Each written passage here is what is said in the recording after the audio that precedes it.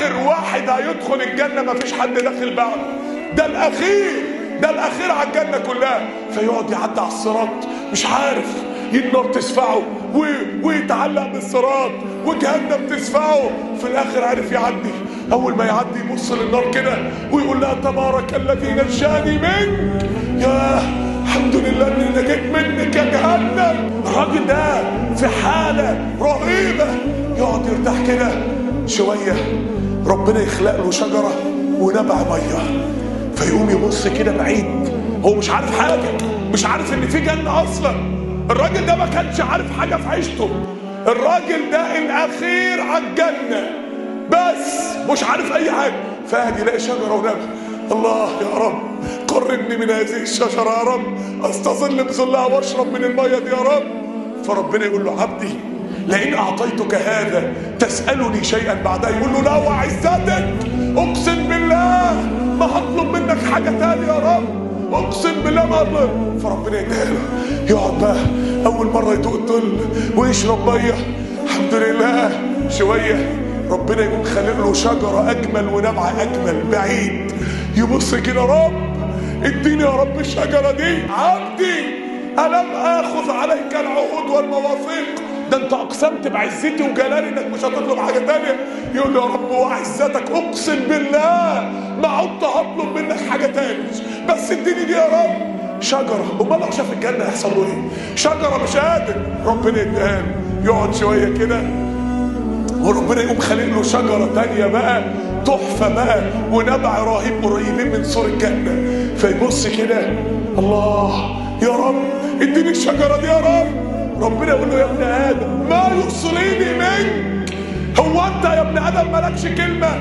مش انت قلت اقسم بجلالي انك مش هتطلب حاجه تانيه؟ يقول له والله لا اسالك شيئا بعدها، والله يا رب ما اطلب منك حاجه. ربنا يتقال يروح تحت الشجره الثالثه بقى جنب سور الجنه، يبدا يسمع اصوات اهل الجنه وصراخ الفرحه وحفلات الجنه ونعيم الجنه والحان الجنه. هيتهبل بقى خلاص مش قادر، رب ادخلني هذه الجنه.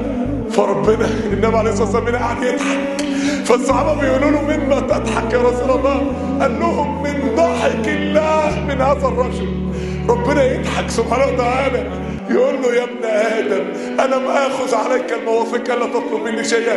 فالنبي عليه الصلاه والسلام بيقول هنا كلمه حلوه قوي، بيقول لك وربه يعذره، ربنا عذره لانه يرى ما لا صبر له عليه. مش مفيش مخلوق يقدر يصبر عن اللي هو شايفه. فربنا يقول له طيب عايز ايه في الجنه؟ يقول له دخلني يا رب. يقول له الا ترضى ان يكون لك فيها قدر اعظم ملك من ملوك الدنيا؟ مين اللي ملك الكره الارضيه والسبع قارات؟ فلان مثلا، ايه رايك اديك كل العربيات اللي كانت عنده والقصور اللي كانت عنده والمليارات اللي كانت عنده والنعيم اللي كان فيه والملك اللي كان فيه والخدم اللي كانوا عنده. يقول له رب اتهزأ بي وانت رب العالمين؟ يا رب بتهزأ بي يا رب؟ يقول له ومثله ومثله ومثله ومثله، اتهزأ بي يا رب وعشرة امثاله، ولك فيها ما اشتهت نفسك ولذت عينك. يا رب اتهزأ بي يا رب؟ ادخل خد قدك اعظم ملك من ملوك الدنيا 50 ضعف. الراجل ده يا جماعه انا متخيل انه لو كان ينفع يموت كان مات، مش بالفرحه، من الهم.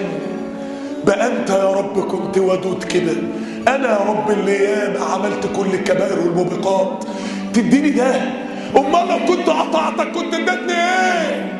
امال لو كنت عبدتك كنت اديتني ايه؟ امال لو كنت صمت وقمت كنت اديتني ايه؟ يعني انا ضيعت عمري وفي الاخر بعد كل الموبقات دي تديني اعظم ملك من ملوك الدنيا 50 ضعف؟